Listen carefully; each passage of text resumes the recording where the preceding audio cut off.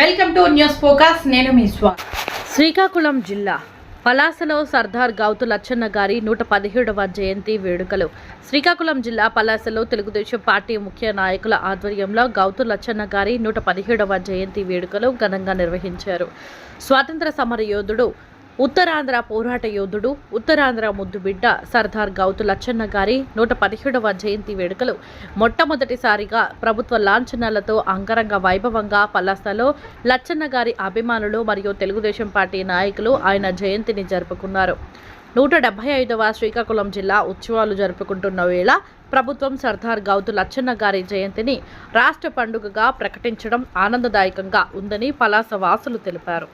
ప్రతి ఏటా ఆగస్టు 16న సర్దార్ గౌతు లచ్చన్న జయంతిని రాష్ట్ర పండుగ జరుపుకునేందుకు ప్రభుత్వం జీవో విడుదల చేయడం చాలా ఆనందకరమైన విషయమని అన్నారు.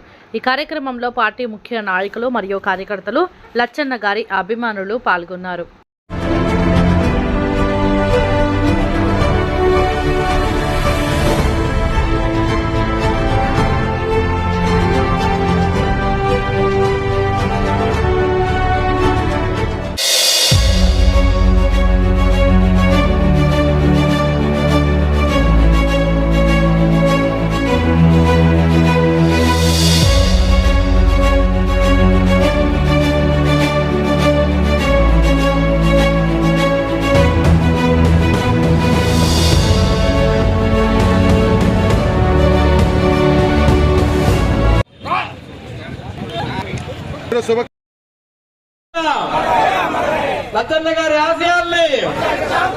లచ్చన్న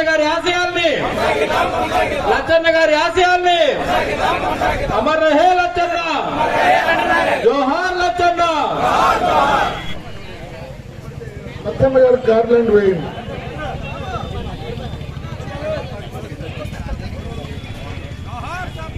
జోహార్ లచ్చన్న.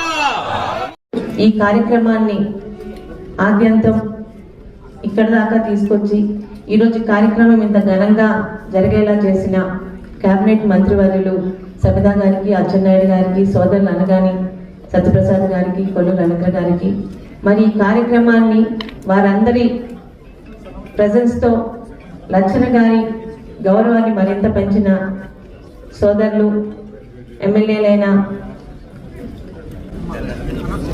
మన కాగితం కృష్ణప్రసాద్ గారికి, పెద్దలు పితాని సత్యనారాయణ గారు, రాజకీయ నాయకుడికి అధికారం, పదవి ఉన్నంత కాలమే గుర్తింపు.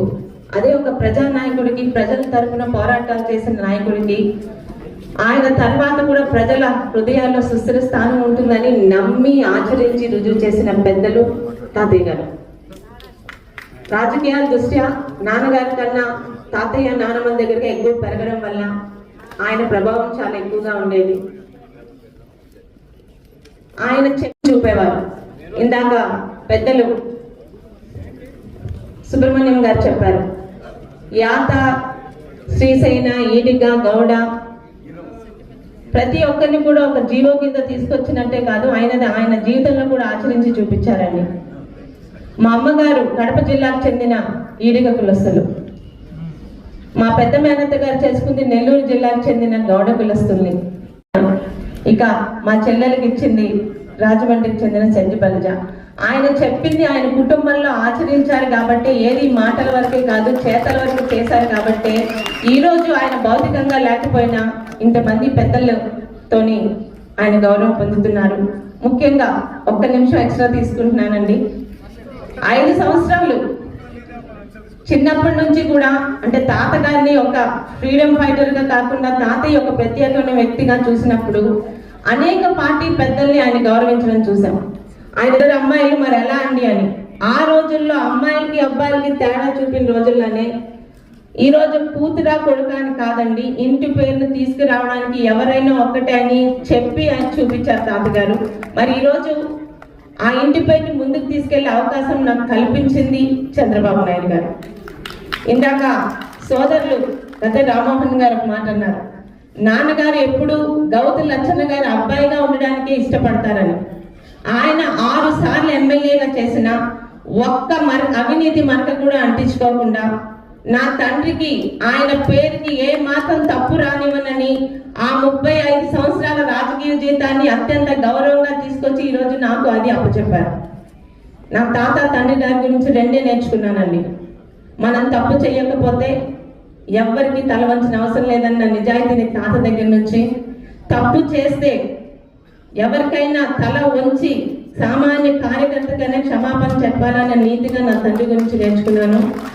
నిత్య పోరాటాల యోధుడు లచ్చన్న గారు. స్వతంత్ర సమరయోధులుగా స్వాతంత్రం వచ్చాక కూడా నా బాధ్యత అయిపోలేదు. సమాజంలో బడుగు బలహీన వర్గాల హక్కుల గురించి పోరాడతానని ఆయన యాక్టివ్గా ఉన్నంత కాలం పోరాటాలకే ఆయన అంకితమయ్యారు. చివరిగా ఎప్పుడు కూడా ఆయన ఒక్కటే చెప్పేవారు, మనం ప్రజల హృదయాల్లో ఉంటే ప్రజలే మనకి అండగా ఉంటారు అని. ఈరోజు ఆయన భౌతికంగా లేకపోయినా ఇంతటి గౌరవాన్ని ఆయనకి అందిస్తూ ఆయన కుటుంబానికి అండదండగా నిల్చున్న మీ అందరికీ కూడా, నిల్చుంటున్న మీ అందరికీ కూడా పేరు పేరున కృతజ్ఞత తెలుపుకుంటూ, మరి 5 సంవత్సరాల ఇబ్బందిని మేము పడిన మానసిక ఆందోళనని ఈరోజు కష్టపడి ప్రజల హృదయాల్లో ఉండే నాయకులకి ఏ ప్రభుత్వమైనా ఎంత గౌరవం ఇస్తుందో ఈరోజు ఆచరించి చూపించిన పెద్దలు చంద్రబాబు నాయుడు గారికి, కూటమి ప్రభుత్వానికి మరొక్కసారి ధన్యవాదాలు తెలుపుకుంటూ సెలవు తీసుకుంటున్నాను.